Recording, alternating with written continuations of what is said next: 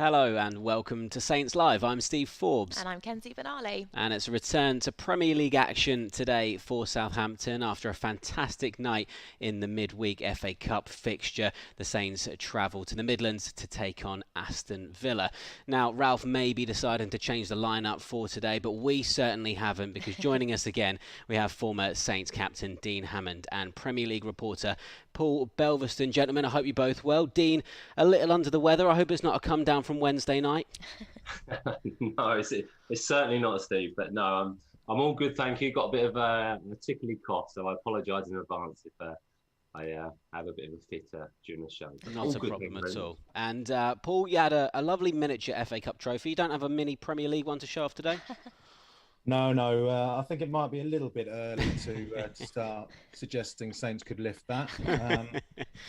But no, all good at this end. Looking forward to this one. Glad I don't have this wimpy, pathetic, attention-seeking cough that some of the others in I was this waiting show. for that one, Paul. Cheers, mate. Thank you. Oh, fight and talk early Brutal on. already. Well, listen, let's crack on with this show and get to the early team news before the official lineups are announced in just under 15 minutes' time, shall we? We know that Mohamed Salisu, Moi Elyounoussi and Carl Walker-Peters are slight doubts. And, of course, Nathan Tella-Lianco and Alex McCarthy are all definitely still out injured. So, Paul, a few possible absentees then, but assuming everyone is available, are you expecting Ralph to go with the same team that beat Norwich in our last Premier League game? Well, given what happened midweek, anything could happen, couldn't it? Maybe 25 changes, most of the under-18s and women's team come in and still cruise to a 4-0 win. Who can predict it?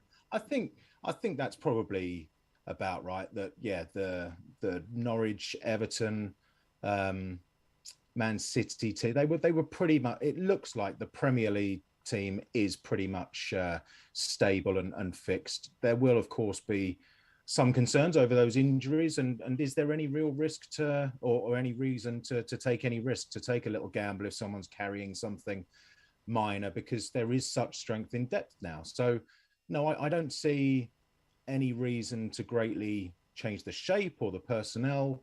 Villa played 4 at the back last week, played a 4-3-3, so I think that means that we'll see Saints play 4 at the back again today, and the traditional 4-2-2-2 under Ralph. But yeah, until we know the extent of those injuries, I think it's very hard to predict. But in every position, there are now others who can come in, and no one will want to give up the shirt because there is such strength on the training pitch. We're led to believe that the sessions are such high quality now, high intensity as well, and the players coming in can always perform, as we saw against West Ham. How about yourself, Dean? Do you think Ralph may choose a more predictable lineup after Wednesday night's win over West Ham? I think so, Steve. I think returning to the Premier League team that's performed so well against Manchester United, Tottenham, Everton, and Norwich. We've touched on it many times. The performances have been excellent, but the results have been excellent as well. And that team have performed so well. So the FA Cup during the week was fantastic. A really good performance, good use of the squad from Ralph, a gamble that paid off, and it looks like a brilliant decision now because he got the opportunity to rest players, to refresh them, to come into this game fully charged, really. So I expect the players to return. You could have an argument for Perro. You know, Perro's come in and scored a fantastic goal and performed very well, and previously was in the Premier League team before COVID and a change of selection. But the places or the competition for places is so immense at the moment, which is what you want as a manager. And Paul touched on it there. The manager did an interview where he spoke about the quality in training, the tempo in training. And he must be so impressed in that. And when you've got those options, whether you start the game or you come off the bench, every player knows they can make an impact in the game. And that's going to be needed today, and it will be needed towards the end of the season. So the squad's in a really strong position, but I think Ralph will choose a similar team that started against Norwich with that positivity and that approach and that braveness in their approach to go and win the game today against Aston Villa. Well, Dean's just mentioned that Roman Perro goal on Wednesday. I mean, Belvis, let's reflect briefly on that, because what a special goal that was. And it certainly looked like he's been threatening to score up until that point as well. Absolutely. Goals like this one as well, because he's getting into those positions a lot more and is showing a great deal of confidence. This one very similar to Wednesday night, but yeah, what a great save by the Brentford keeper. I think early in the season the side looked a little bit imbalanced in that Tino Livramento was charging up and causing so many problems down the right. Roman Perraud looked a little bit reticent, hesitant, reluctant to get into those positions. But more recently here, I mean, we've seen the 2 chances against Wolves, that one against Brentford. And then I was at the Tottenham Hotspur Stadium for this one, which was absolutely superb. And what a goal that would have been. He then, of course, matched it against West Ham. And, you know, his manager sort of took it away a little bit, didn't he? Saying it was all because the lighter ball. But that chance against Spurs that he fashioned himself, and again, the confidence there that he's shown against Manchester United, it doesn't matter what ball he's using. It doesn't matter what the opposition is. He's got the confidence now going forward to cause opposition teams problems, to have a go. And he's looking very solid in defence too, as well, isn't he? So, we're looking for a lot more from him, because he's those, we'd say every week, but those 3 young fullbacks, it must be the envy of every other team. You know, 2 24-year-olds and a 19-year-old tearing the place up. I think it's such a delight to see such a wealth of options in the fullback positions after a good couple of seasons where Saints were really quite light there. If the likes of Bertrand got injured, there was no great obvious backup, and certainly there was a drop in quality if he was missing. At right back again, you had a few players coming in and going out, but now those 3 rotating, wonderful stuff. Going from the back to the front, Armando Broja got Southampton's 3rd goal against West Ham. Dean, now we've spoken about Perraud's sensational strike, a rocket, a very different goal from Armando, but equally as impressive. It certainly was, Steve. It's a brilliant goal, and there's so many different elements to the goal. The first bit is his anticipation, thinking that Adam Armstrong's not going to win the ball, and the opportunity to drive into the box. You know, he's so positive in his approach. Like I've mentioned it many times before, when he gets on the ball, he's looking to create a chance. He's looking to get a shot at the goal. But it's a fantastic goal, it really is. And you watch it again and again, and it's that first touch where he gets his body shaping, gets his body turning towards goal. And then as he's running in towards the box, he goes inside, outside of his foot, and then he goes to go inside again. And that's what gets Kurt Zouma off balance. And then he goes on the outside. But it's the finish as well, Steve. It's such a composed finish right into that corner. And the beauty of it is he just makes it look so simple. And I'm sure, I mean, we spoke about training. I'm sure he does this in training all the time. But it's that inside, outside, goes to go with the inside, completely changes his balance and his body shape, throws Kurt Zouma off, knows he can't get tackled in the box. You can't get tackled in the box, especially when you're running at that pace and that intensity, because you'll win a penalty. And then just composure, has a little look up, puts it right into the far corner. And it's a brilliant goal. And, you know, he's so impressive. He really is. For such a young man, he scores all different types of goals, and his reputation is growing. I love the fact that he smiles, he wants to score goals, and you need that mentality as a striker. If you're going to be a striker that's going to get 15, 20 goals, whatever stage of your career, you need that selfish streak. And he has that in the right way, I think. When he gets in those moments, he's not really looking for a teammate. That can be frustrating at times, but when you can finish like that and you have the ability that he has, why would you pass? It's a brilliant finish, it really is. So a great goal, another great goal for Broja. Well, all the talk before that game was, of course, on the team selection, and Ralph Hasenhüttl spoke on that in his recent press conference. If you see us, and I speak about it, the quality in the sessions in the moment, and how tough and how level both teams are always in the sessions, I know that was the reason why I was not afraid of going with this team. And you could see that Chelsea, Liverpool rotated a lot. They went through. West Ham didn't, Tottenham didn't. They stepped out. So it's not a guarantee. Yeah? This is you need to have players. They are hungry. They want to show up. It's also for me important, like Will Smallborn.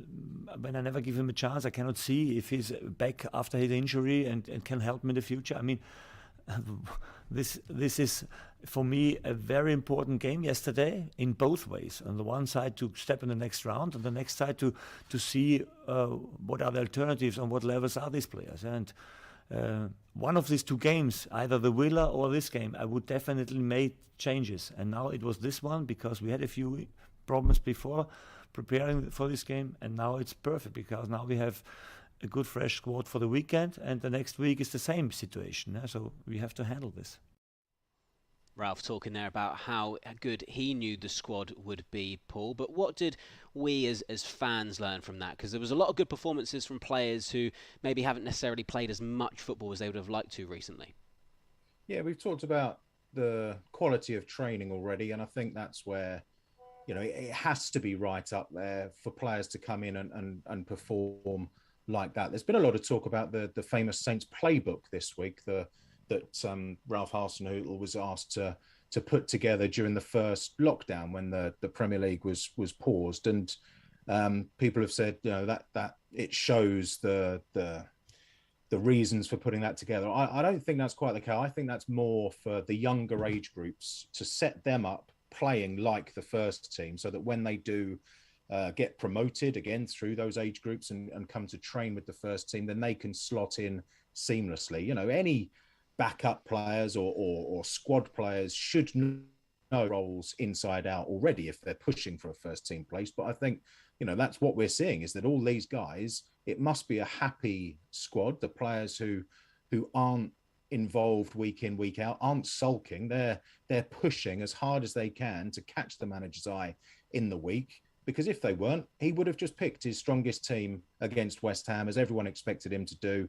And absolutely no one would have criticised the manager if he had done that. But he has faith in these players. The players clearly have faith in what he's doing, and the idea that if they do give everything, they will be rewarded because they'll be doing what the manager's asking. And you know, he also, I think, needs that that confidence that if we have a horrendous situation like last year where there's a big run of injuries and suddenly he is having to pluck players out from the cold, if you like, then he knows that they can perform and they won't let him down. He won't actually be plucking players out from the cold because he is giving them these chances when perhaps he's not expected to. And you know, it's a very delicate balancing act, isn't it? Trying to keep 25 players happy in a first team squad these days, it's another very big tick against this manager because he seems to be doing it extremely well. Well, looking to the future then, Dean, it's Manchester City in the next round. I mean, fair to say not an ideal draw, but actually we've had some competitive games against them this season, 0-0 at the Etihad and 1-1 here at St Mary's. We have, Kenzie. I don't think the manager will be making 9 changes against Man City in the next round, if I'm totally honest. But yeah, I mean, you could argue, but there's an argument that Saints deserve to win both games. You know, a fantastic away at Man City. I still believe the more I see this, it's a penalty. That day they were so disciplined, fantastic without the ball, so well organised and pressed Man City that afternoon, and I'm really, really impressed. And then in the home game, created lots of chances. Brilliant goal from Kyle Walker-Peters with the outside of his foot. It's a fantastic goal. The more and more you see this, the more and more you appreciate it. And I think Southampton just caused Man City more problems than some other teams. They really do. They seem to be quite confident against them. Very, very brave in their approach. That in fact that they will give up possession. They will give up some ground. But when they do attack Man City, they attack in numbers and they create chances, as we're seeing from the highlights. The one where Broja hits the post there. Bednarek probably should do better. Broja's again, he's a through-on goal. Not many teams create chances like this against Man City. So, yes, would there have been an easier draw? Of course there would have been. But it's a home draw. Southampton's home record this season has been fantastic. And Man City will look at it and they'll know they'll have a tough game because Southampton are a brilliant team and they're playing so well at the moment. And with the energy that they play against teams, especially against Man City, the players seem to raise their game against them. So it will be a really interesting time, a really interesting fixture. It's the quarterfinal of the FA Cup, all to be played for. So really looking forward to it. We are really looking forward to that one indeed. But of course, all eyes are on today's match against Aston Villa. And we can bring you the team news now. So let's look at the Southampton starting 11. In goal is Fraser Forster. They're looking at the defence. It's Roman Perraud in at left back. Jack Stevens and Jan Bednarek are the chosen centre backs. Antino Livramento completes the back four. In the midfield, it's the formidable partnership between our captain James Ward-Prowse and Oriol Romeu. Out wide is Stuart Armstrong and Moy Elianusi, and up front it's Armando Broja and Shay Adams, who makes his 100th Saints appearance today.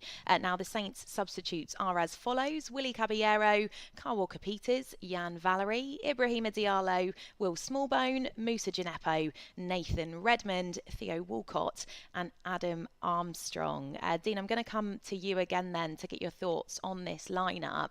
I mean, you almost feel for Kyle Walker-Peters in some sense, don't you? Because he was playing so fantastically well. I mean, props as well to Roman Perraud, who's been incredible too. But as we seem to constantly be referring to, it's just so incredibly competitive for those places. And you kind of feel like, will he find his way back into this side? We do feel for him, Kenzie. You really, really do. But you feel for Perraud as well. And Perraud, all you can say is came into the team during the week and put a very, very professional, excellent performance in, scored a fantastic goal. And Kyle Walker-Peters will be disappointed. But I think within the group, within the players and the manager, there's a real respect for his decision. You don't always agree with it as a player because you want to play every minute. And Kyle Walker-Peters is in fantastic form. And he potentially may not understand it, but he'll respect it and he'll support his teammates. So I don't think there's any issue there. I think Perraud will come in and, you know, like I say, he's in good form. His confidence will be high. And look, it's just a brilliant situation for the manager because, you know, Livramento is a fantastic player. Kyle Walker-Peters is a fantastic player and Perraud's improving all the time. So, look, I think it's the right selection in terms of what the manager's gone with today because the manager is making very, very good decisions at the moment and he'll have his reasons for it. Could Walker-Peters still be recovering from, he's had a few injuries this season. Could there be a knock? Who knows? But it won't cause any problems today. And I'm looking forward to seeing this team play today because the performances of late have been fantastic. And, you know, the results have been there to back it up. But you look, the two games we watched live at St Mary's, I couldn't have enjoyed them more. They were brilliant. The atmosphere with the fans was fantastic. But the players created that with the tempo they played at, the chances they created, and the togetherness they showed. And then going to need to show that all today against a good Aston Villa team. So looking forward to the game. Absolutely, we're excited to watch them play later on. Well, Belvers, let's get your thoughts then on this starting 11. I mean, Armando Broja and Shay Adams reunited up top, and as I mentioned, Shay making his 100th Saints appearance. They've both been in fine form of late, haven't they? And they seem to be playing so very well together, developing a really good understanding, and then having Shane Long as an option off the bench in recent weeks. He's missing today, having picked up a knock against West Ham, but you know he tends to run flagging defences into the ground late on, doesn't he? And Adam Armstrong has been, you know, I think he's got terrific talent and he's going to come good very soon. So yeah, the Villa backline won't be really relishing the prospect of coming up against Shea and Armando. I think it's a good opportunity for Jack Stevens, his first Premier League start in, I think since mid-December. He, of course, started the season, didn't he? And was doing pretty well until he got injured against Manchester City. That's the only sort of area where you'd perhaps look and think, well, our Saints a bit short. But then you look at the bench, Jan Valery, how well did he do again against West Ham? He was wonderful up at Chelsea and then against Spurs at home. Gloss over his red card in the cup, but you know he is turning into a very good centre back as well. Not a position you'd expect from him. So, you know, as ever, this squad looking very, very strong. Great options off the bench with the likes of Redmond and Smallbone. He, you know, it was terrific seeing him come back and playing as well as he did against West Ham. I think Villa were in for a difficult afternoon here. Yeah. Some news just in from Ralph. Sorry to jump in there, Steve. Obviously, Jack Stevens starts today, and Ralph has confirmed that Salisu is indeed missing with a hamstring injury. And of course, I suppose we should reference as well 2 former Saints in the Aston Villa starting lineup today as well, Danny Ings and Callum Chambers. Yeah, indeed. We'll get onto them in just a second. Dean, in this fixture last season, it was a bit of a goal fest, a 7-goal thriller. Do you mind talking us through it? Yeah, I mean, it was a fantastic game, Steve, and it was the James Ward-Prowse show, really, in terms of, delivery from set pieces there. Vestergaard with a superb header, and probably expected a few more of them from him. But, the first free kick from James Ward-Prowse was exceptional. The technique, the pace, the power. And then the second one, because it's even closer to the goal, and he has to get it up and down with such pace, but it kind of stays flat as well. And you see it from that angle against a brilliant Aston Villa goalkeeper. And then Danny Ings, I love this goal. I really do. And I think that is the ability of Danny Ings. It comes on his left foot, takes that touch inside on his right and curls into the top corner. So you've got 4 fantastic goals for Southampton, 3-0 up at half time, 4-0 up. And then you have the mini revival from Aston Villa. They get 1 back. You think that won't be anything. They get the penalty, gives them a little bit more hope. To make it 4-2. Is there a few nerves during the game? Few nerves thinking, could they make a comeback? And then Jack Grealish gets the third right towards the end. I think McCarthy's just unsighted there. But it was a brilliant away performance from Southampton. And they'll be looking to repeat that today. To be 3-0 up at Villa Park is very, very difficult and very, very impressive. But, the technique of James Ward-Prowse that day was fantastic. The delivery for Vestergaard's goal was exceptional.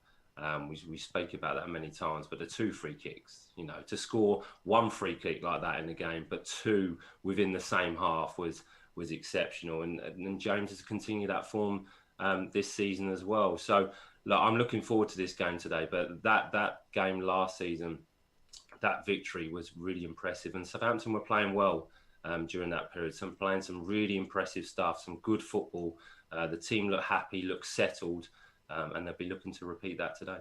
Well, before we look back on another previous performance against Aston Villa, let's take a look at what the fans have to say ahead of kick-off this afternoon. Luke Barlocks is getting in touch. He says, come on, Southampton.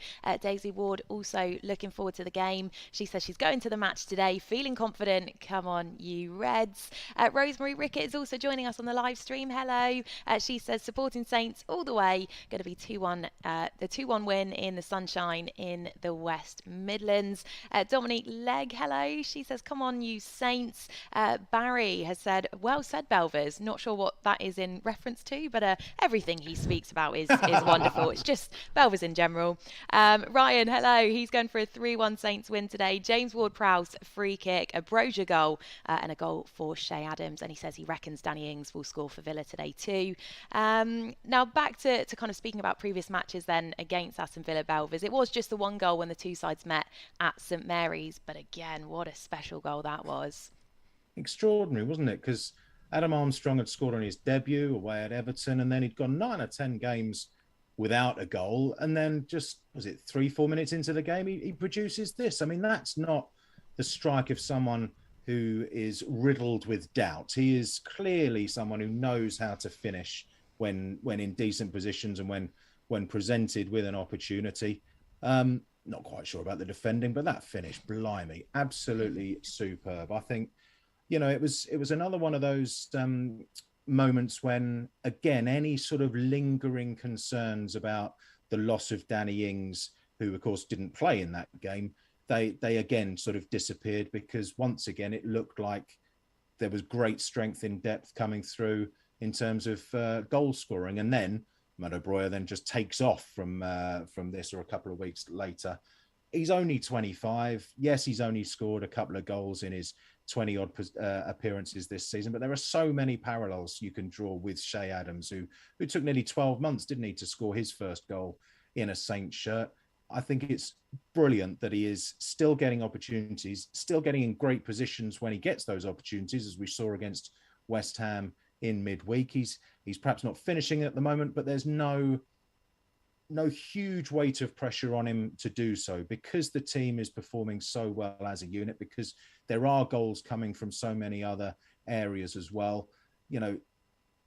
that weight of pressure can break players who come up from the Championship when they're so used to scoring virtually every week. They then come up against tougher opponents, get fewer chances. They're not scoring. That can really weigh heavy, and very soon you can see a potential Premier League career fizzle out. I don't think that will be the case with Adam Armstrong. He's got a long time ahead of him. He's got a great mentor and manager there as well, and players around him who will again just be saying all the right things. To have Shay Adams next to him saying, "I know exactly what you're going through because I was there as well, but it will come good." All of that can only be positive and fruitful for the future, I think. Yeah, well, I watched your Premier League clip of Armando Broja saying that he was the best finisher at the club as well in training. Always putting him in the back of the net. Dean, as Paul mentioned there, Danny Ings did miss that game at St Mary's in November, but he does start today. It'll be the first time he comes up against Southampton since leaving last summer. What do the Southampton defence need to be wary of now coming up against him? And what have you made of Danny's career at Aston Villa so far? Because it's maybe not gone the way he would have wanted it to already. I think you're right in terms of that, Steve. I think he would have expected more from himself, probably expected more from the team as well. I think he's had 19 games, he's scored 4 goals. I think he's got a couple of assists in there as well. Started the first 6 or 7 games of the season. He's had a few injuries, which he has history of that as well.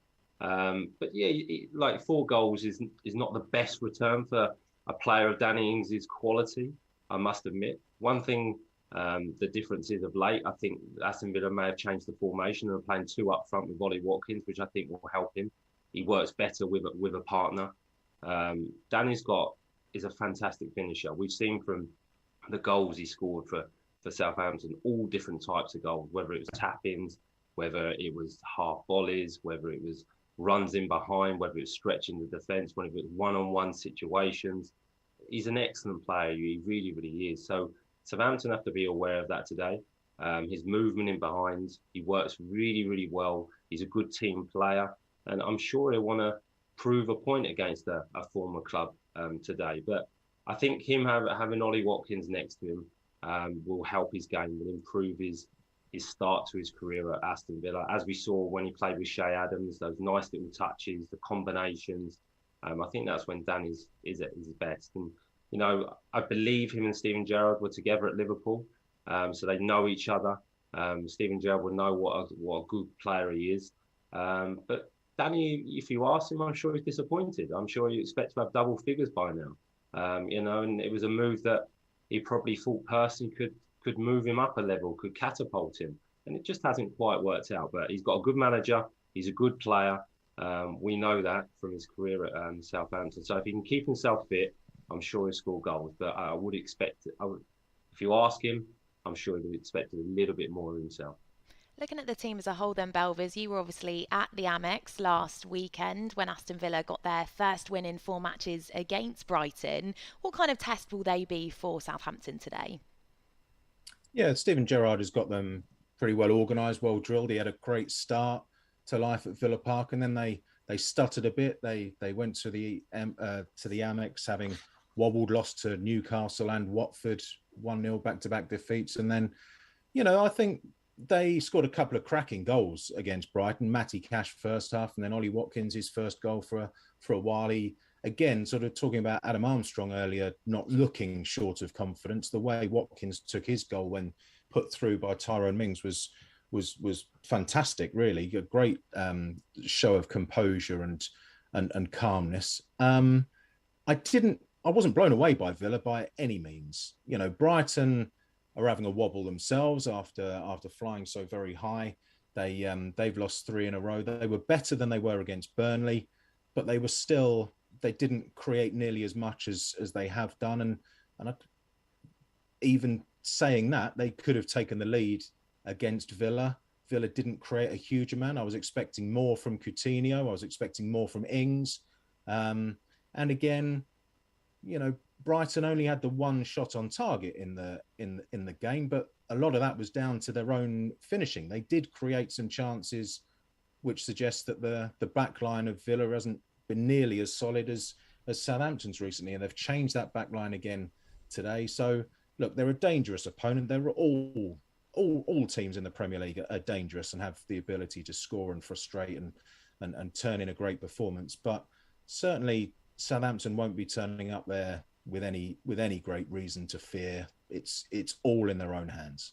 Yeah, when Gerrard first replaced Dean Smith at Aston Villa, Dean, they did win 4 out of their first 6 games, but only 2 out of 9 since then. What do you make of the job that Gerrard's been doing at the club? Well, they got the initial kick, Steve, from obviously a new manager coming in and Steven Gerrard coming in. Obviously, we know he's a legend within the game as a player. He did very well at Rangers, and his reputation has grown from there. But I think he's done okay. I think, again, like we spoke with Danny Ings, I'm sure he expects a lot of himself, and he would have expected to do a little bit more. But I don't think they're too far away. I think one thing you can say for Steven Gerrard is that he will attract players to Aston Villa, and he'll grow the profile of the football club and be able to bring better players in. I think there's investment behind the scenes that are willing to invest in the team. As you can see from the signing from Coutinho, I think that's a fantastic signing. And it will improve him as a player and get him back to the form that potentially he had at Liverpool. And they're a decent team, Aston Villa. They've got some good individual players. And I think maybe he'll use this season to really understand his squad, really understand the players he's got, and potentially, hopefully, be a bit more of a force next year, because Aston Villa is a huge football club. It really is, with fantastic support. So I think he's done okay. I don't think he's done amazing. But I don't think they've disappointed too much. I think there's been 1 or 2 results where he would like to have done better. But you can see the passion he has on the sideline. You can see the excitement there is at the football club. So I think it's a good appointment. But yeah, my assessment so far would be that he's done okay.